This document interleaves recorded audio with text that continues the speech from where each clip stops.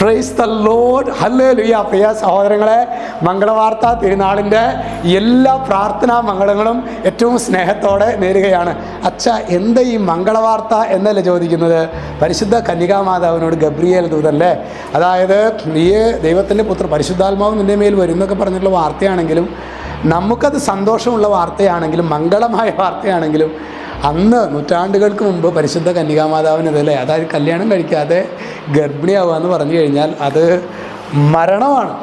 തൻ്റെ മുൻപിൽ മരണമാണ്. അതൊരു നല്ലൊരു വാർത്തയായിരുന്നില്ല ഒരിക്കലും കന്യകാമാതാവിന്. പക്ഷേ അവളത് ദൈവത്തിൽ കണ്ണടച്ച് വിശ്വസിക്കുക എന്ന് പറയില്ല. വിശ്വാസം എന്നത് പ്രത്യാശിക്കുന്നവ ലഭിക്കുമെന്ന ഉറപ്പ്, കാണപ്പെടാത്തവ ഉണ്ട് എന്ന ബോധ്യം. ചിലപ്പോഴൊക്കെ നമ്മുടെ ജീവിതത്തിലെ ഫെയ്ത്തിലേക്ക്, വിശ്വാസത്തിലേക്ക് ഇറങ്ങുക എന്ന് പറഞ്ഞാൽ നമുക്ക് ഒരു അന്ധത നമുക്ക് അറിയില്ല. മാനുഷികമായ കണക്ക് കൂട്ടലുകളെല്ലാം തെറ്റിച്ചിട്ടുള്ള ഒരു സ്റ്റെപ്പാണ് ശരിക്കും വിശ്വാസം, ഫെയ്ത്ത് എന്നുള്ളത്. അത് ഓരോ ഗ്രേഡ് കൂടുന്തോറും നമുക്ക് ഒരു നിശ്ചിത ദൂരം നമ്മളെ വിശ്വാസത്തിൽ പോകുമ്പോൾ പിന്നെ നമുക്കറിയാം, ഒന്നുമില്ലെങ്കിലും ഈശോൻ്റെ കൂടെ, ആരുമില്ലെങ്കിലും ഈശോൻ്റെ കൂടെ ഉണ്ടായാൽ മതി എന്നുള്ള ബോധ്യത്തിലേക്ക് പരിശുദ്ധാത്മാവ് നമ്മളെ വഴി നടത്തും. ഇന്ന് അതുമായിട്ട് ബന്ധപ്പെട്ടൊരു വചനമാണ് പുറപ്പാട് പുസ്തകം 33:17.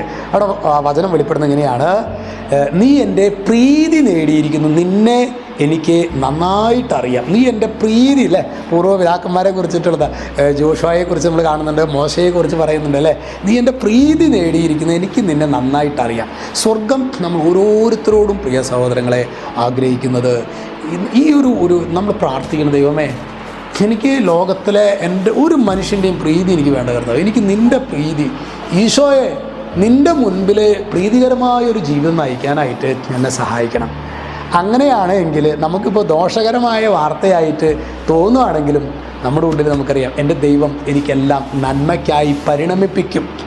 ദൈവത്തെ സ്നേഹിക്കുന്നവർക്ക്, അവിടുത്തെ പദ്ധതി അനുസരിച്ച് വിളിക്കപ്പെട്ടവർക്ക് അവിടുന്ന് എല്ലാം നന്മയ്ക്കായി പരിണമിപ്പിക്കും.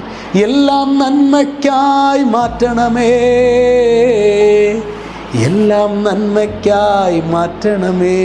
യേശുനാഥ നീ എൻ ദൈവം, യേശുനാഥ നീ എന്നാശ്രയം, യേശുനാഥ നീ എൻ സർവവും, എൻ്റെ കോട്ടയും നീ മാത്രമേ. ആത്മാവിൽ നിങ്ങളെല്ലാവരെയും കണ്ടുകൊണ്ട് യേശുവിൻ്റെ നാമത്തിൽ ആശീർവദിക്കുന്നു, ഇപ്പോഴും എപ്പോഴും എന്നേക്കും.